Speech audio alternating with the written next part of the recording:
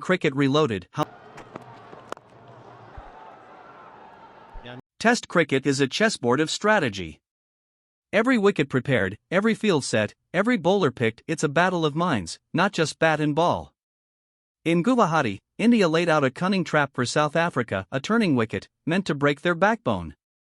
But one man, one giant fast bowler, reversed that trap. Marco Jansen. Tonight on Cricket Reloaded, how India tried to outthink South Africa, and how Jansen outplayed them at their own game. From the announcement of the Guwahati Test venue, whispers began. India wanted a turning surface. A road that would allow spinners to pounce. Analysts suggested the wicket would help India's spin attack against South Africa's lower order and seamers. India's thinking: slow the game down, let their spinners run through, and suffocate the Proteas in subcontinent-style conditions. Former India commentator Akash Chopra even warned that bowlers lacked ideas on such pitches, but India believed they would execute. They set their field accordingly.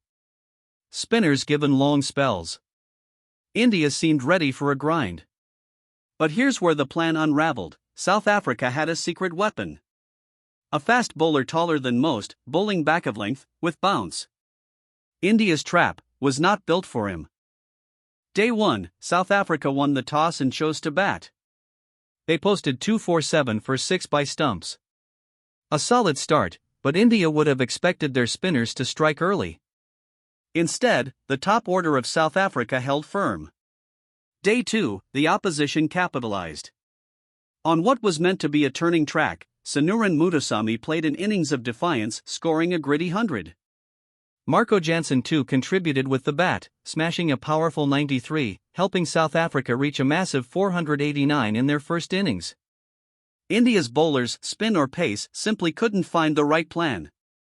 Chopra and other experts questioned India's lack of creativity in their bowling setup. By the end of day 2, the trap that India laid looked like it was meant for someone else. Enter Marco Jansen, the man who turned India's trap into their downfall. On day 3, Jansen produced a searing spell, 6 for 48. He did this with his back-of-length lifters, short-pitched, aggressive deliveries that exploited the odd bounce and the surface. Jansen's towering height gave him a perfect launchpad. He got steep bounce, and he didn't shy away from using bouncers to great effect. In his own words, Jansen admitted, "We knew that if we saw some bounce and pace, we'd go after it." He also praised his spin partners, saying they created pressure while he closed in hard. His 6-wicket haul dismantled India's lower order. Jural, Pant, Jadeja all fell to his aggressive bowling. What was meant to be a spin assist wicket turned into a fast bowling nightmare.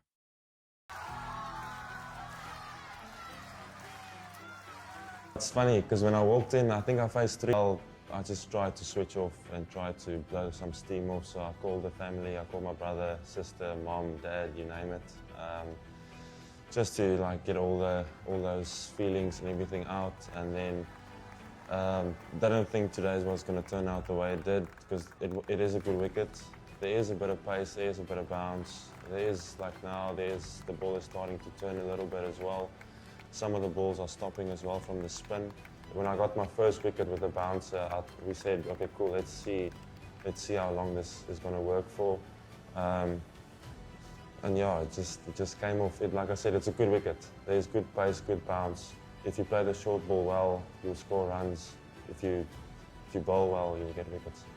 Not having KG is a big loss. But yeah, for me, whether KG plays or doesn't play, I always try and think of me as someone that can also break the game open for the team. And yeah, I just try and give my best every time I get the opportunity to try and take wickets for the team and try and put the team in a winning position. India's batting in their first innings collapsed for just 201. What's especially damning? This was not on a vicious turner.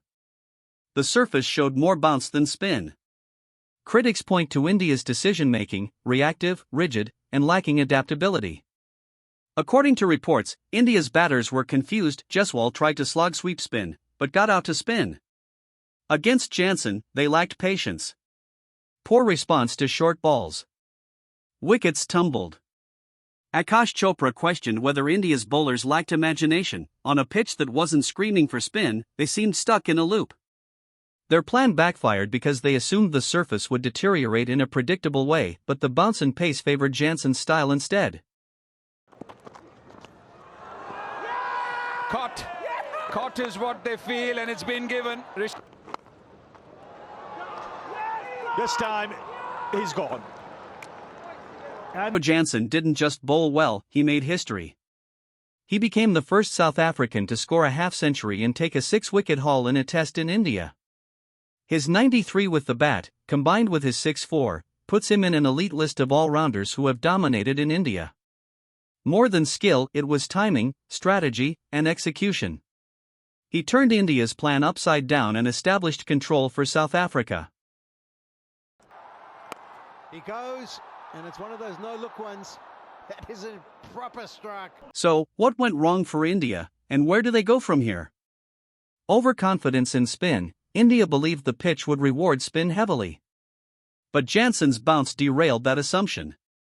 Rigid tactical plans. Instead of adapting, India persisted with their original game plan. Their lack of plan B cost them dearly. Poor response to pressure. Batters panicked against the bounce. They didn't adjust their footwork or shot selection. Underestimating Jansen, they perhaps underestimated how dangerous his back-of-length, bouncer strategy could be on this pitch. Looking ahead, what should India do? Reassess their batting order, maybe promotion of batters who play short-pitched bowling well. Use their spinners strategically, not just long spells, but mix with seamers based on conditions. Mental reset. They must stay calm, bat deep, and fight through middle overs. Plan for Jansen, expect more back-of-length from him, be ready for bounce. For South Africa, the road ahead looks promising. With Jansen in fiery form and their lower order contributing, they can finish this test strongly. Their confidence is high, and their execution has been clinical. India tried to lay a trap. They thought they had the advantage. But Marco Jansen didn't fall in. He walked into it and struck. He flipped the script. He dominated. And South Africa now control this test. That's the beauty of Test cricket. Plans can falter, fortunes can shift, and one man can change everything. If you enjoyed this breakdown, do like, subscribe, and hit the bell icon for more cricket deep dives, strategy analysis, and big moments. This is Cricket Reloaded. Thanks for watching, and stay tuned for what comes next.